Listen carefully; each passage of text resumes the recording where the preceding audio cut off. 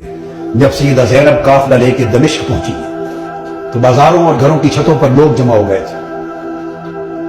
کسی کو کچھ پتہ نہیں تھا کہ یہ کٹے ہوئے سر کن کے ہیں اور جو قیدی آ رہے ہیں اونٹوں پر کجاووں پر یہ کون ہیں. صرف اتنا اعلان کیا ہوا تھا کہ حکومت کے کچھ باغی تھے اور باغیوں کو قتل کر دیا گیا. اب یہ باغیوں کے سر دربار یزید میں پہنچائے جا رہے ہیں. لوگ باغیوں کو دیکھنے کے لیے چھتوں پر چڑھ رہے تھے. کسی کو کچھ خبر کچھ پہچان نہ تھی. ہجوم ہو گیا, قافلہ رک گیا بازار دمشق میں. آج وہ بازار سوق حمیدیہ کہلاتا ہے. چھتا ہوا ہے آج بازار دمشق کا. وہ روٹ تھا جہاں سے وہ مسجد اموی جو ہے اس طرف دربار یزید کی طرف مڑ کے قافلہ جانا تھا. بھیڑ ہو گئی, قافلہ رک گیا. بھوک تھی, پیاس تھی, پریشان حالی تھی. تو چھتوں پہ جو لوگ چڑھ گئے تھے ان میں ایک خاتون بھی چڑھ گئی تھی, بوڑھی. اس خاتون نے دیکھا قیدی ہیں, مسافر ہیں, پریشان حال ہیں. اس نے پانی بھیجا, کچھ کھانے کی چیزیں بھیجی, کچھ کپڑے بھیجے, دوپٹے بھیجے, ضرورت کا سامان بھیجا.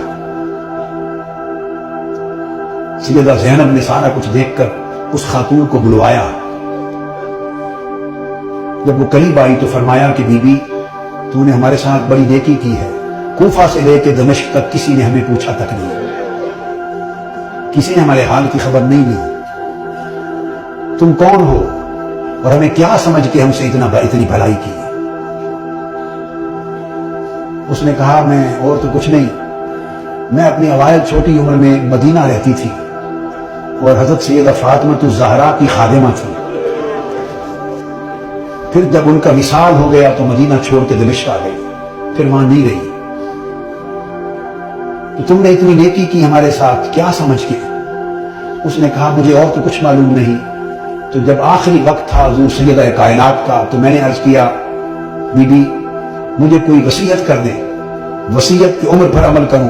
تو انہوں نے مجھے, جانتی تھی کہ میں دمشق سے ہوں, انہوں نے مجھے وصیت کی تھی. فرمایا تھا بیٹا ایک ہی وصیت ہے, کبھی قیدی نظر آئیں تو ان سے اچھا سلوک کرنا. زندگی میں کبھی قیدی نظر آئیں تو ان سے اچھا سلوک کرنا. میں نے تو دیکھا ہے قیدی ہیں اور مجھے ان کی وصیت یاد آئی ہے. زندگی میں پہلی مرتبہ موقع ملا ہے تو میں نے سیدہ فاطمہ الزہرا کی, اپنی مخدومہ کی, میں نے نصیحت پہ عمل کر کے قیدی جان کے تو یہ سارا کچھ کیا ہے.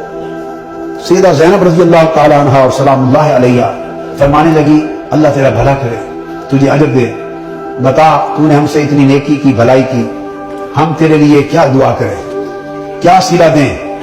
ہم تو اس وقت خود مسافر ہیں, قیدی ہیں, لٹے ہیں, مظلوم ہیں, بے یار و مددگار ہیں, ہم تیرے لیے کیا دعا کر سکتے ہیں؟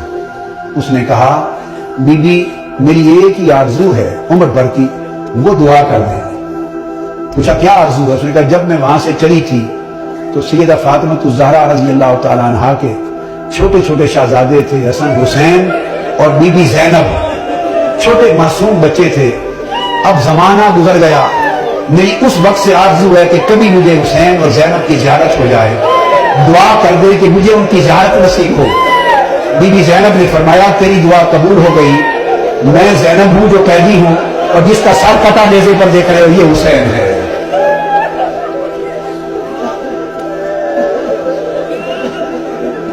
اللہم صلی علی سیدنا مولانا محمد وعلی آلہ وصحبہ وبارک وسلم.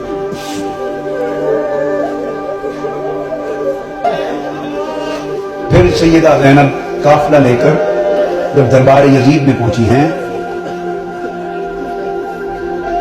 تو اس بدبخت نے حکم دیا کہ یہ جو قیدی ہیں میرے سامنے پیش کیے جائیں, اور گستاخانہ انداز کے ساتھ سیدہ زینب اور سیدنا امام زین العابدین کی طرف مخاطب ہوا. آپ کے ساتھ وہ ضعیفہ مائی تھی جو سیدہ کائنات سیدہ فاطمہ الزہرا رضی اللہ تعالیٰ عنہا کی خادمہ تھی اور جنہوں نے اپنی گود میں حسن حسین اور زینب کو پالا تھا. ان کا نام تھا فضہ. ان حضرت فضہ کا مزار آج بھی دمشق کے قبرستان مقبرہ باب الصغیر میں ہے, اہل بیت اطہار کے ساتھ. وہ ضعیف تھی, ضعیف, اس وقت بوڑھی بڑھاپے کی وجہ سے جھک گئی تھی, کمر سیدھی نہیں ہوتی تھی. وہ کھڑی ہو گئی, جوش میں کھڑی ہو گئی اور فرمانے لگی بدبخت یزید, تم جن کو باندیاں کہہ رہا ہے یہ قیدی باندیاں پیش کی جائیں، خبردار، یہ دنیا اور آخرت اور کل کائنات کی مالک و وارث ہیں، تاجدار کائنات کی شہزادیاں ہیں، تمیز سے بات کر۔ یزید نے اپنے فوجیوں کو دیکھا اور کہا کہ یہ بوڑھی خاتون کون ہے جو جسارت اور بے ادبی کر رہی ہے ہمارے دربار میں، اس کی خبر لو۔ اس کے فوجی اٹھے، انہوں نے تلوار لہرائی، ڈرانے دھمکانے کے لیے بی بی فضہ رضی اللہ تعالی عنہا کو۔ بس اتنا عمل کرنے کی دیر تھی کہ خود یزید کے فوجیوں میں درجنوں سینکڑوں فوجی حبشہ کے رہنے والے تھے، اور بی بی فضہ بھی حبشہ سے تھی۔ یزید کی اپنی فوج کے حبشی جوان، یک لخت 20 حبشی جوان تلواریں میان سے نکال کے کھڑے ہو گئے۔ ان کی جو قومی غیرت تھی اور وطن کی حمیت تھی، اس نے جوش مارا۔ اس نے کہا خبردار، یہ ہمارے وطن کی ماں ہے، حبشہ کی ماں ہے، اگر کسی نے اس کی طرف ہاتھ بڑھایا تو تلواروں سے گردنیں کاٹ دیں گے۔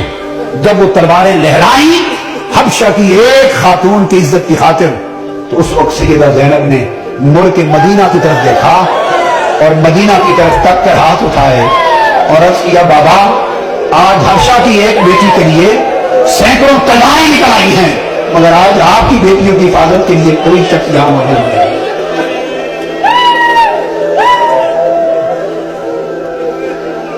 اللہم صلی علی سیدنا و مولانا محمد وعلی آلہ وصحبہ وبارک وسلم۔ الصلاۃ والسلام علیک یا سیدی یا رسول اللہ وعلی آلک واصحابک واہل بیتک یا حبیب اللہ وعلی آلک واہل بیتک وذریتک یا حبیب اللہ۔